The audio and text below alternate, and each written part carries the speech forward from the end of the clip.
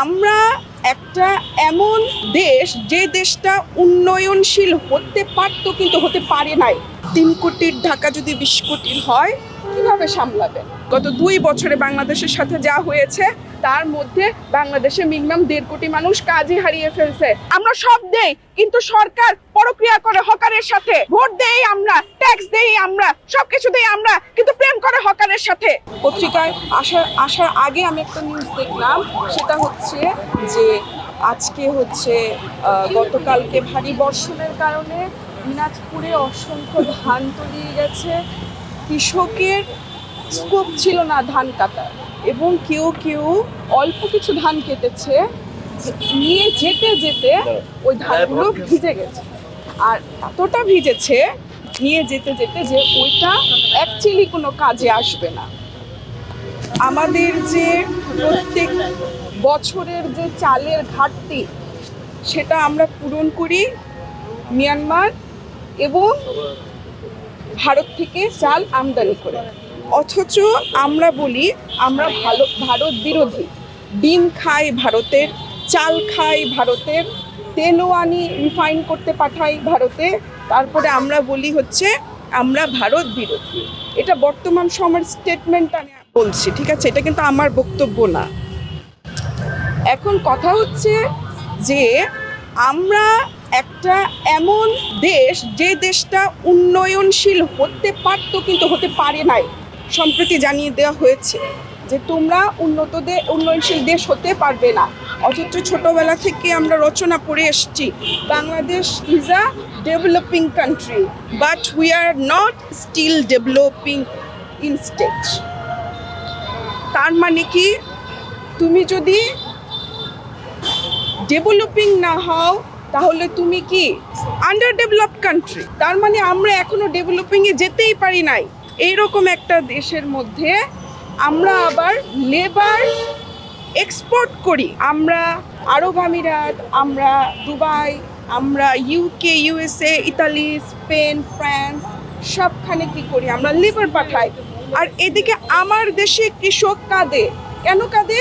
Labour নাই, 1000 টাকা মজুরি দিতে চায়, 1600 টাকা দৈনিক মজুরি দিতে চায়। 1600 টাকা কি কম?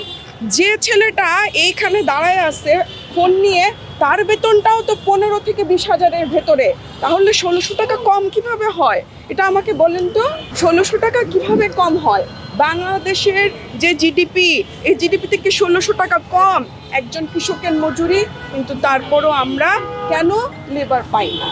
তার কারণ হচ্ছে মানুষের, আমরা বুঝাইছি Dhaka is a very easy place. তুমি আসো, একটা চাঙ্গারি নাও, নিয়ে দাঁড়ায় যাও। তুমি আসো, একটা ব্যাটারি চালিত রিক্সা নাও, চালাইতে শুরু করে দাও। আমাদের কোনো নিয়ম কানুন নাই। যদি এইভাবে কইরাই আমাদের কোনো নিয়ম কানুন নাই, বইলা আমরা সব মানুষজন ঢাকায় নিয়ে এসে করি, 3 কোটির ঢাকা হয়ে যাবে 20 কোটি। কিভাবে সামলাবেন? 3 কোটির ঢাকা যদি 20 কোটির হয় কিভাবে সামলাবেন? 3 কোটির ঢাকা 20 কোটি হলে খাওয়াবেন কি? কারণ গ্রাম থেকে একটা বেগুন আসতে আসতে তো বেগুন পচে যায়। উত্তরবঙ্গে যে বেগুনটা রেডি হয়েছে, ঢাকায় আসতে আসতে সেই বেগুনটার লাগে 12-13 ঘন্টা। কারওয়ান বাজারে পৌঁছানোর পরে সেটা ডিস্ট্রিবিউটেড হইতে হইতে গ্রাহক পর্যন্ত পৌঁছাতে বেগুনটার বয়স হয়ে যায় 24 ঘন্টা। একটা বেগুন 24 ঘন্টা, এটা কি মানা যায়? একটা লাউ 24 ঘন্টা, এটা মানা যায়? ওই যে উত্তরবঙ্গের কৃষকটা, তাকে আপনি কেন ডিমোটিভেটেড করছেন? সে তো আর বেগুন ফলাবে না, সে তো লাউ ফলাবে না। যখন আমরা এভাবে খাবারের ক্রাইসিসে ভুগবো, খাবার এমন একটা জিনিস, খাবারের চাহিদা যদি না থাকতো তাহলে আপনারা আমার সামনে আসতেনই না। কারণ আপনাদের এটা চাকরি।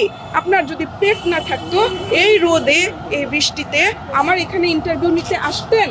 অবশ্যই নিতে আসতেন না। আপনারা আসছেন কারণ পেট আছে, পেটে ক্ষুধা আছে, আমাদের খাবার লাগবে, সেই জন্য আপনারা আসছেন। আপনারা যারা চাষি, তাদেরকে ডিমোটিভেটেড করে সহজ রাস্তা দেখায় ঢাকায় নিয়ে চলে আসতেছেন। তাহলে বাংলাদেশের মানুষ খাবে কি? আজকে পোলাওর চালের কেজি 160 টাকা। পোলাওর চাল শ্রীলঙ্কা থেকে আসে না, পোলাওর চাল আমাদের দেশে উৎপাদিত হয়। পোলাওর চাল মায়ানমার থেকে আসে না, পোলাওর চাল কিন্তু আমাদের দেশে উৎপাদিত হয়। পোলার চাল কিন্তু ভারত থেকে আসে না, ওদের হয় বাসমতি রাইস। পোলার চাল আমরা নিজেরা উৎপাদন কইরা 160 টাকা কেজি খাই। আপনারা কি এটা ভাবতে পারেন? পোলার চালের যে বীজ লাগে, আমাদের বীজ আমরা 1 বছরটা রেখে ওই বীজটা আবার পরের বছর ব্যবহার করি। বীজও নিজের ঘরের, চালও নিজের ঘরের, সেচও নিজের ঘরের। পোলার চাল কেন 160 টাকা কেজি? এখন ভাতের চাল যদি 160 টাকা কেজি হয়, তাহলে আপনারা কি ভাতের চাল খেতে পারবেন? বাংলাদেশ একটা দরিদ্র দেশ। গত 2 বছরে বাংলাদেশের সাথে যা হয়েছে, তার মধ্যে বাংলাদেশে মিনিমাম 1.5 কোটি মানুষ কাজই হারিয়ে ফেলছে। গার্মেন্টস সেক্টরস বন্ধ হয়ে গেছে। বনে কিন্তু হরিণ আছে, বাঘ আছে। দেখেন হরিণকে কিভাবে খেয়ে ফেলে বাঘ। তাহলে বাঘগুলো সব না থাকলে হয় না? না, হয় না। হরিণ সুন্দরবনের ব্যালেন্স নষ্ট করতে পারে। এই কারণে হরিণের জন্য প্রয়োজন, নিধনের জন্য প্রয়োজন হচ্ছে বাঘ। যদি বাঘ না থাকে, সুন্দরবনের জীব বৈচিত্র্য প্যাটার্নই চেঞ্জ হয়ে যাবে। এখন আমাদের এই পর্যন্ত আমরা যতগুলো এখানে রাজনীতিতে আমরা যাদেরকে দেখেছি, ঢাকায় সব হচ্ছে হরিণ। এখন বাঘ হয়ে আমাকেই নামতে হবে, আমাকে এই হরিণ নিধন করতে হবে। এবং আমার যে ঢাকা শহর আছে, ঢাকা দক্ষিণ আছে, আমার ঢাকা দক্ষিণের ইকোলজিক্যাল ব্যালেন্স, জিওলজিক্যাল ব্যালেন্স আমাকেই ঠিক করতে হবে।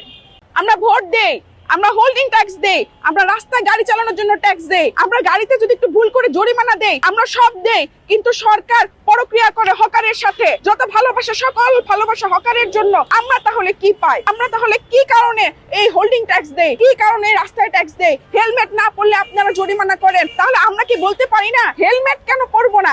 আমার হেলমেট আমি পরবো, যখন খুশি তখন পরবো। কোথায়? আমরা তো সে কথাটা বলি না। আমরা কিন্তু যখন কোনো জরিমানা করা হয়, সে জরিমানাটি দিয়ে দেই। কিন্তু এখন দেখেন আমাদের সাথে কি পরিমাণ বৈষম্য করা হচ্ছে।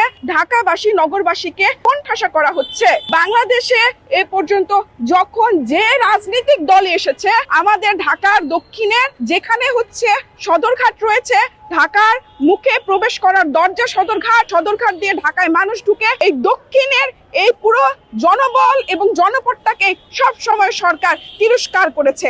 আমাদের জন্য কিছুই করে নাই, কিছুই তো আসে নাই। কার্ডটি কি বৈধ? আমার তো প্রশ্ন প্রশাসনের কাছে। একটি অথর্ব প্রশাসন বসানো হয়েছে, যে প্রশাসন কোনো কাজের না। যে প্রশাসন যদি কাজের হতো, তাহলে আমাদেরকে, যারা আমরা জনগণ, ঢাকা দক্ষিণে আমাদেরকে সুবিধা দিত। তারা উড়ে এসে যারা কৃষি কাজ, অন্যান্য কাজ ছেড়ে ঢাকায় এসেছে, তাদেরকে ফ্যাসিলেট করতো না। তারা আমাদেরকে নিয়ে ভাবতো। তারা আমরা ভোট দিয়েছি, আমরা জয় করেছি, আমরা নিয়ে এসেছি, আমাদেরকে নিয়ে ভাবতো।